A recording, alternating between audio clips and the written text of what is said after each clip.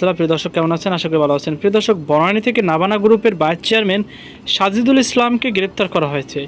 কিন্তু কেন গ্রেপ্তার করা হয়েছে, চলুন বিস্তারিত জেনে নিই।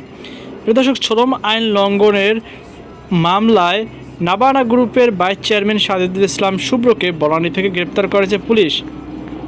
বুধবার 24শে জুন সকালে বিষয়টি নিশ্চিত করেছেন তেজগাঁও শিল্পাঞ্চলের থানার ভারপ্রাপ্ত কর্মকর্তা ওসি মাহবুবুর রহমান।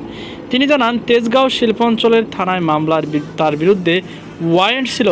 সকালে আমরা তাকে আদালতে পাঠিয়ে দিয়েছি। এর আগে মঙ্গলবার 23শে জুন দিবাগত রাত 11টার দিকে বনানীর ডি ব্লকের 15 নম্বর সড়কের 54 নম্বর বাসায় অভিযান চালায় তেজগাঁও শিল্পাঞ্চলে ও বনানী থানা পুলিশ।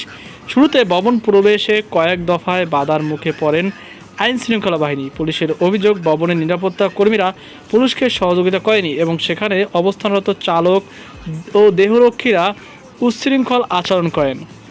পরে রাতভর অভিযান ও অবস্থানের পর বুধবার ভোরে ওই বাসা থেকে নাবানা গ্রুপের ভাইস চেয়ারম্যান সাজিদুল ইসলাম শুভ্রকে গ্রেপ্তার করা হয়। তো প্রিয় দর্শক, এই ছিল আমাদের সর্বশেষ আপডেট। আল্লাহ হাফেজ।